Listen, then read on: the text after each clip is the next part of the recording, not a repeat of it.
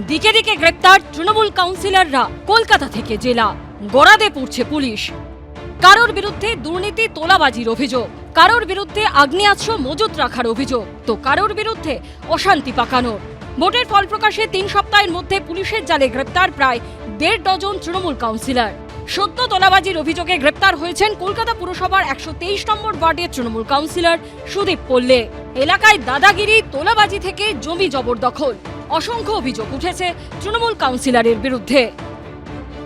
আমার থেকে টাকা চেয়েছিল, বিল্ডিং ডিপার্টমেন্টের মাধ্যমে আমাকে বলেছিল। কলকাতার পাশাপাশি একের পর এক তৃণমূল কাউন্সিলর গ্রেপ্তার হয়েছে অন্যান্য পুরসভা থেকেও। 13ই মে উত্তর 24 পরগনার বরানগরে তোলাবাজির অভিযোগে গ্রেপ্তার হয় এই এলাকার 14 নম্বর ওয়ার্ডের তৃণমূল কাউন্সিলর শান্তনু মজুমদার। তৃণমূল কাউন্সিলর গ্রেপ্তারের হটস্পট হয়ে উঠেছে বিধাননগর পুরসভা।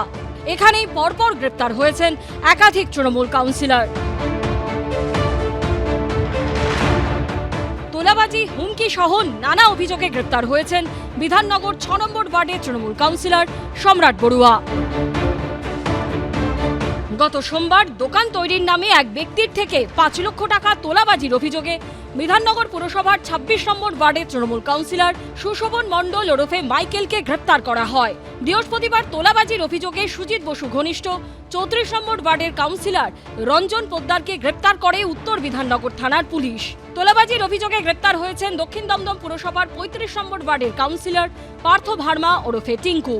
তার বিরুদ্ধে হোমিওপ্যাথি ওষুধের দোকানে ভাঙচুর ও তোলাবাজির অভিযোগ উঠেছিল।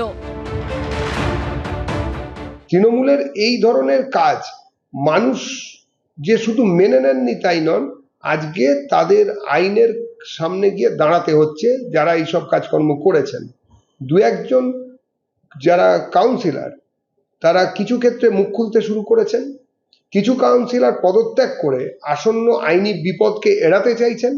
কিন্তু বিজেপির সরকার চলাকালীন এইসব ঘটনা ঘটানো যাবে না, পালিয়ে গিয়েও খুব একটা লাভ হবে না।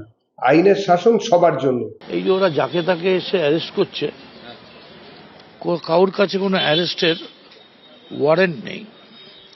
এমনকি আজকে অ্যারেস্ট করে সারাদিন বসিয়ে রেখে পরের দিন সন্ধ্যেবেলা কাউকে ধরে নিয়ে এসে বলছেন এই তোমার বিরুদ্ধে অভিযোগ দিলাম। এইসব করলে পুলিশের বিরুদ্ধে মামলা করতে হবে। বেআইনি অ্যারেস্ট বা জবরদস্তি পুলিশ যদি সরকার ক্রাইম করে, সেই ক্রাইমের বিরুদ্ধে বলার অধিকার আমাদের আছে। তৃণমূলের জমানা শেষ, খুলছে একের পর এক দুর্নীতির ফাইলস। জেলে যাচ্ছেন একের পর এক তৃণমূল কাউন্সিলর। দীপক ঘোষ ও আশাবুল হোসেনের রিপোর্ট, এবিপি আনন্দ। এবিপি আনন্দ, এগিয়ে থাকে, এগিয়ে রাখে।